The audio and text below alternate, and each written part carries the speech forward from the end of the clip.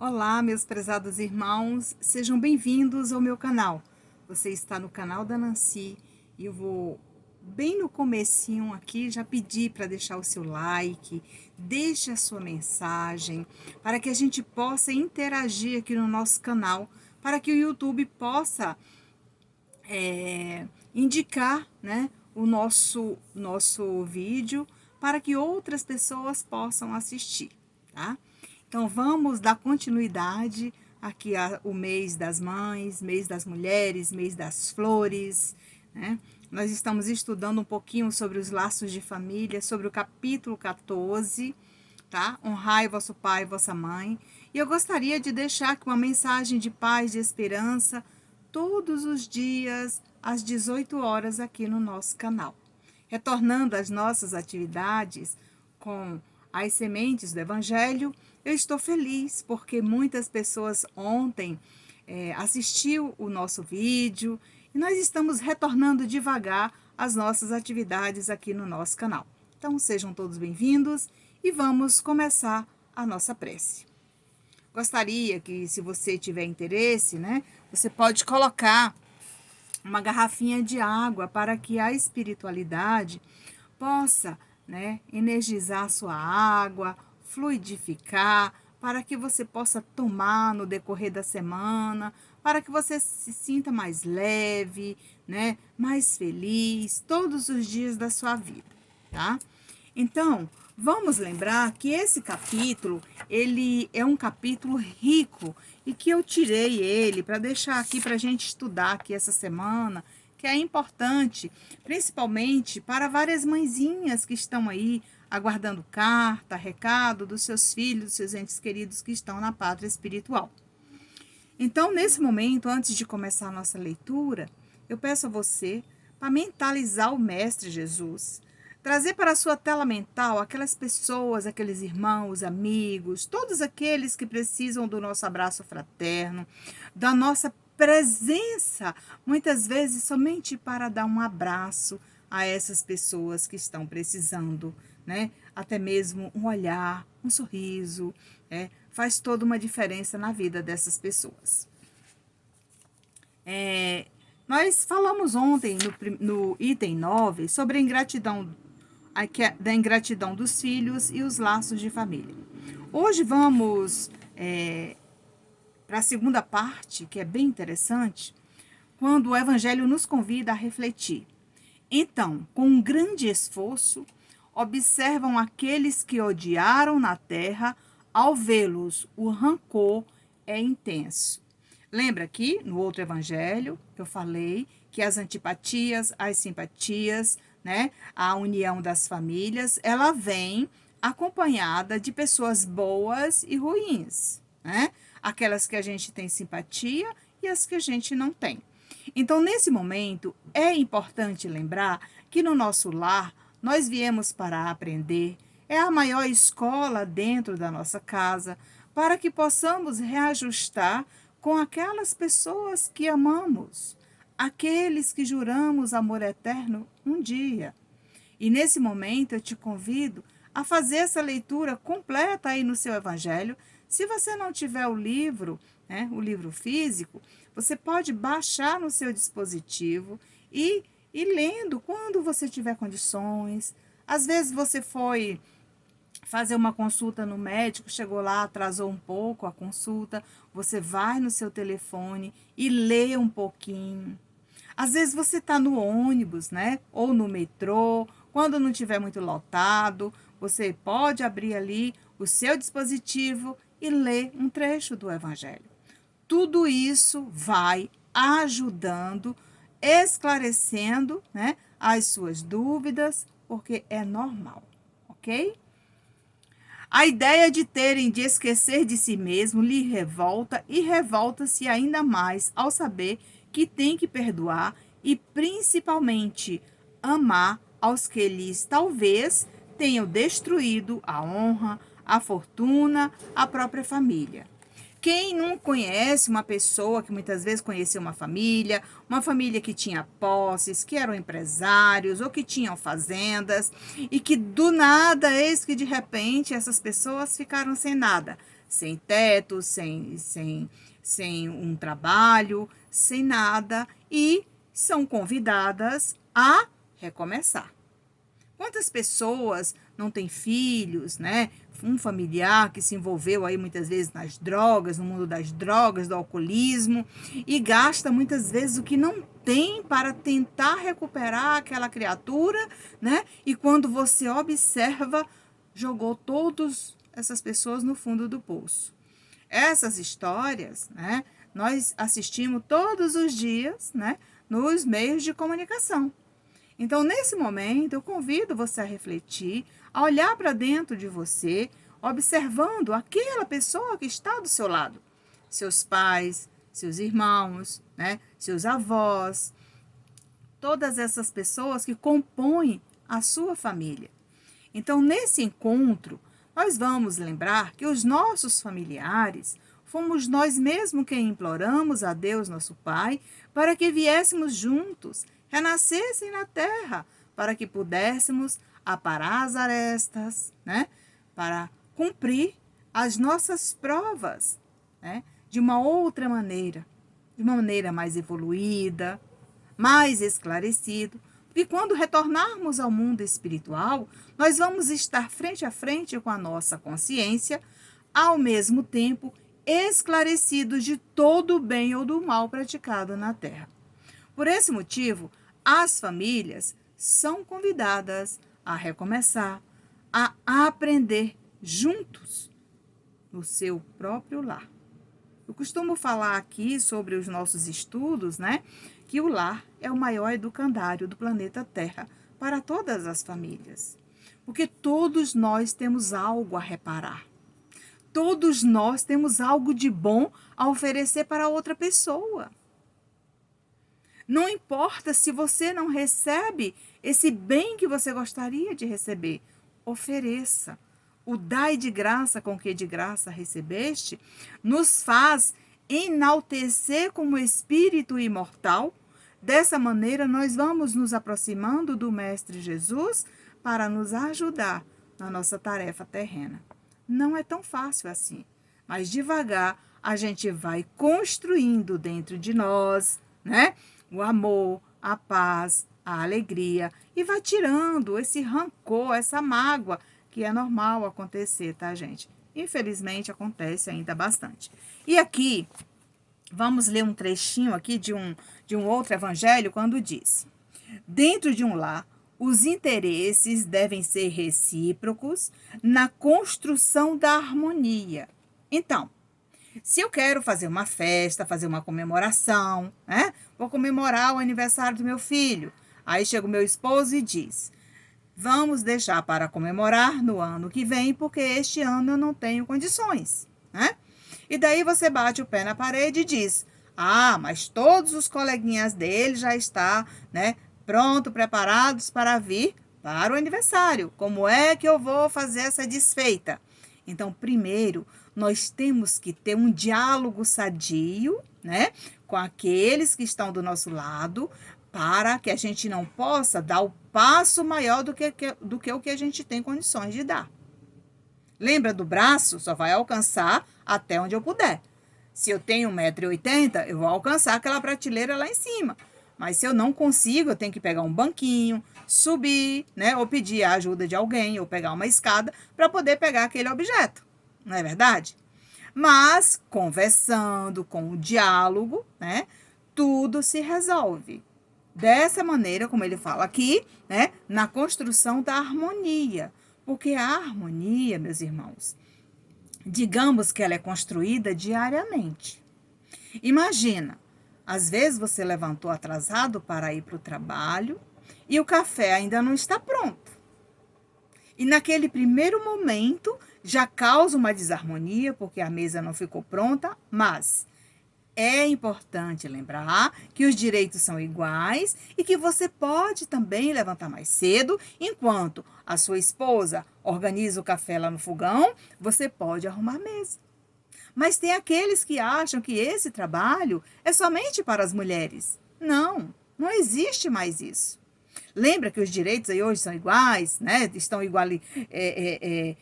colocando tudo no mesmo patamar de igualdade, o salário, os trabalhos, tudo que os homens fazem, as mulheres também podem fazer.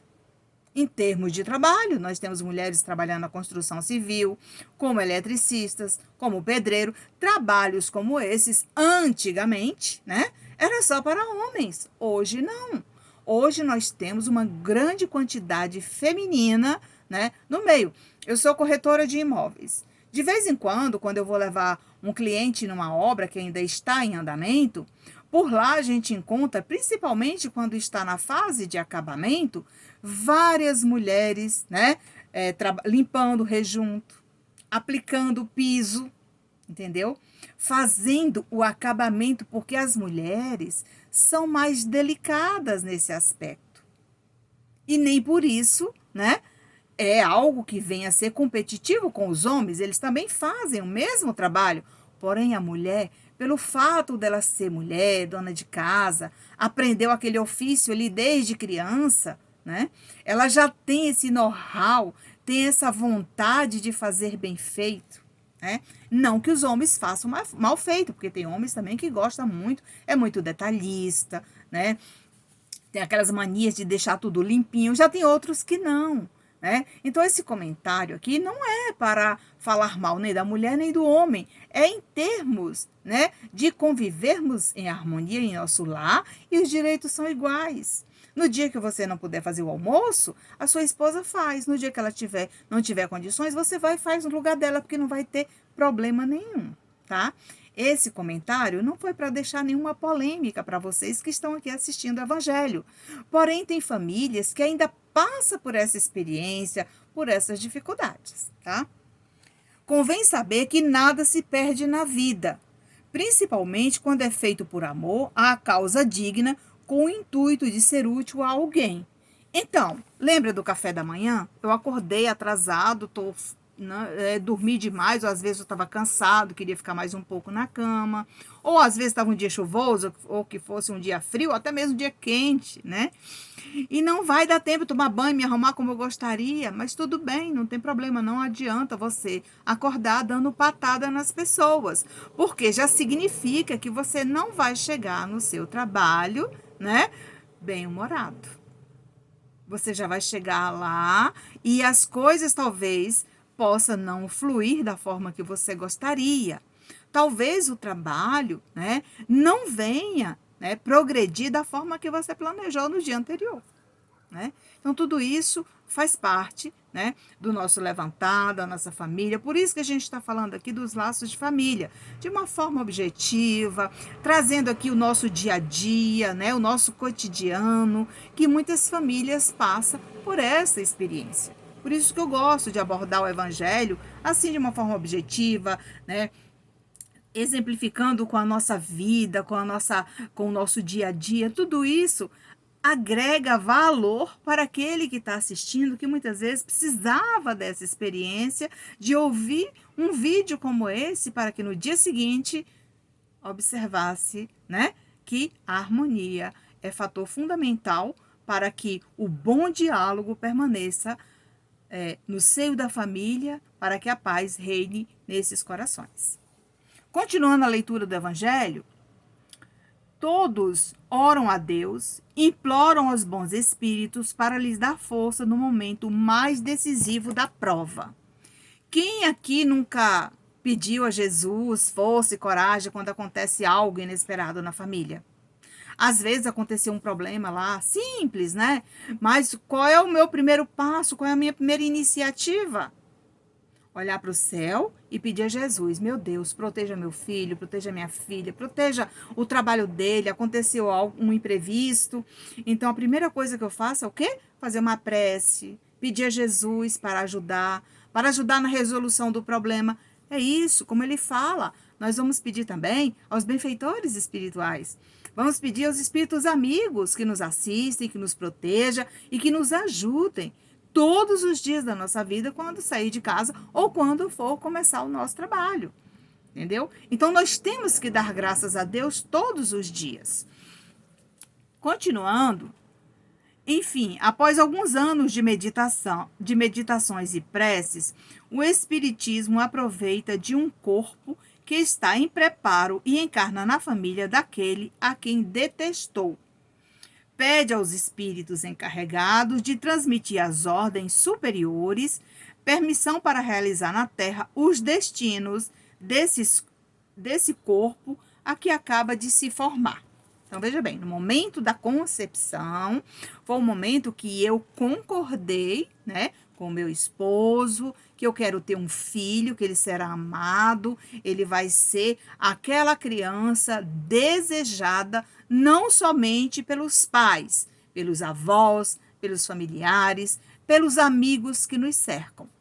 E nesta hora, nós não sabemos se quem estamos carregando no ventre é um amigo, um inimigo ou alguém que veio para ajudar essa família e que no passado não teve vínculo nenhum, mas por meio da simpatia, né? Entendeu? Essa simpatia que ele teve no momento daquela reunião com Deus, ele escolheu aquela família, né? E assim como essa família aceitou, ele não tem, né, condições de saber se é um bom ou um mau espírito que está ali dentro do seu ventre para reparar erros, falhas, né? E vencer as tendências que, quando elas despertam, talvez você não tenha tanta condição assim de domá-las para que ela não venha interferir na sua vida terrena. Então, tudo isso a gente vai estudando devagarzinho aqui este capítulo, porque ele é cheio de esclarecimentos para que você possa sanar as suas dúvidas caso esteja passando por um momento difícil aí com a sua família, ok? Então, continuando, o lar é uma escola do céu na terra. Veja bem, o lar é uma escola do céu na terra. Se houver, meu filho, oportunidade, faze na tua casa um serão evangélico. E, se possível, reúne toda a família, ou seja, para debater sobre o evangelho, para orar juntos, para preparar a sua casa para a implantação do evangelho no lar. Caso você não seja espírita, busque aí o santo da sua devoção, porque hoje todos os santos têm livros, têm mensagens edificantes, tem os padres, os pastores, todos esses irmãos, existe ali algo que você possa nutrir a sua mente, né, de boas leituras, junto com a prece que você vai fazer do fundo do seu coração, ok? Como se fosse em grande assembleia, os temas dispostos da Boa Nova, deixando a cada um o direito de falar como sentiu, como foi a sua receptividade diante daquela oração, qual foi o momento que despertou em sua mente para fazer uma pergunta, né? Então, às vezes, no meio daquela leitura surgiu uma dúvida, às vezes uma intuição. É importante deixar todos comentarem aquela leitura. É importante para manter a harmonia durante as preces, as orações ou durante o seu evangelho no lar. Chico Xavier diz o seguinte: gostaria de dizer para você que viva como quem sabe que vai morrer um dia e que morra com quem soube viver direito. Então, veja bem, no momento que seu ente querido passa para o outro lado, a depender da situação que o levou de volta para a casa de Deus, lá ele vai ser esclarecido e quando ele estiver bem, quando ele buscar essa oportunidade de lhe mandar uma notícia, ele vai estar contando a sua evolução, vai agradecer por tudo que recebeu aqui na Terra e assim o progresso dele você vai acompanhando por meio de cartas quando houver permissão. Então, nós vamos encerrar essa primeira parte do Evangelho segundo o Espiritismo. Deixo como sugestão para você, né, reler esse capítulo com muita paciência em casa, capítulo 14, honrai vosso pai e vossa mãe, que tem muito conteúdo a ser esclarecido no seu coração, caso você tenha condições de fazer uma leitura aí, ou seja, sem pressa, né? com bastante paciência. Obrigada, até aqui, e vamos agora começar a análise de uma carta. Vocês sabem que eu escrevo cartas de entes queridos que deixaram a Terra, né? Esses entes queridos que deixaram a Terra, no momento, na verdade, alguns são filhos, pais, mães, avós, tios, mas eu também escrevo cartas do mentor. Às vezes você está precisando de uma ajuda, né? Você já buscou algumas casas espíritas, já fez um atendimento fraterno.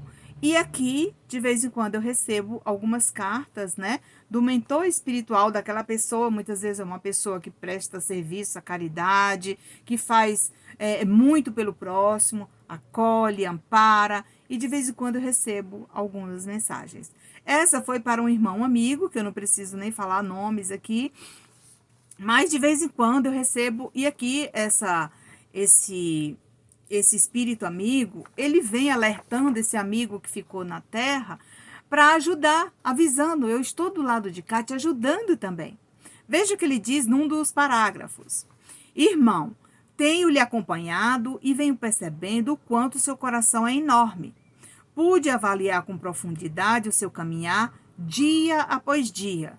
E sem perda de tempo, fiz uma avaliação sucinta e que, de vez em quando, é fundamental e necessário partilhar com outros essas experiências que vem adquirindo para receber novas instruções que Jesus permite aos seus tutelados. O que ele quis falar com isso? Uma carta para o senhor Valnei Vilela, que mora na cidade de Ibititá, na Bahia, e que de vez em quando a gente recebe carta para essa família de lá. Então, vamos lá. Ele quis falar o seguinte: meu irmão, você é espírita, você tem condições de ajudar outras pessoas, e tudo aquilo que você vem aprendendo, faça uma avaliação sucinta no final do dia, né? Quem você pode realmente, de fato, ajudar naquele momento que você estiver lá no centro aplicando passes, né? Ora fazendo um atendimento fraterno, orientando as pessoas, indicando obras para que elas possam ler, para educar a mediunidade, para equilibrar mediunicamente, emocionalmente.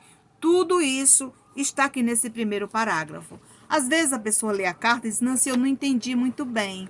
E aqui a gente sempre faz, né, essa questão da análise da carta para explicar para vocês, né, o que o espírito quis transmitir de lá para cá. Porque é um espírito que esteve na Terra, conviveu com essa pessoa, aprendeu muito, mas falhou também. Ao chegar ao mundo espiritual, ele percebe essa deficiência e continua estudando e aproveita para que de lá para cá ele observa que ele tem essa oportunidade de ajudar quem ficou, né? E falar, olha, eu também errei, eu passei por essa experiência, mas daqui eu estou tendo a oportunidade, recebi a permissão de te ajudar e estou enviando, né, essa oportunidade para você também aproveitar para consertar esses erros, né? Essas falhas que ainda, né, esteja cometendo, justo pelo fato de muitas vezes a gente ficar com dúvida, porque é normal, tá, gente? A gente ter dúvida da mediunidade, dúvida do seu potencial de ajudar uma pessoa, né? Então, tudo isso está aqui neste primeiro parágrafo. No outro, ele diz assim: compreendo que nesta hora vai perceber que sua tarefa tem sido inundada de imprevistos, e muitos são os obstáculos que interferem na sua luta diária.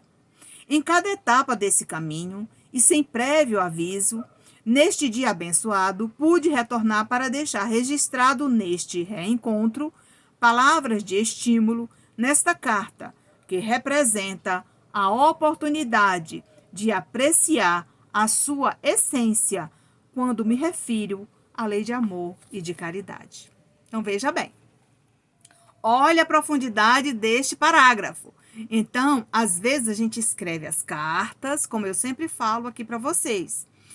Eu sou a maior beneficiada em termos de aprendizado, né, e de esclarecimentos por parte dos espíritos que buscam a minha sintonia para que eu possa escrever para aqueles que são contemplados com as cartas vindas de lá para cá.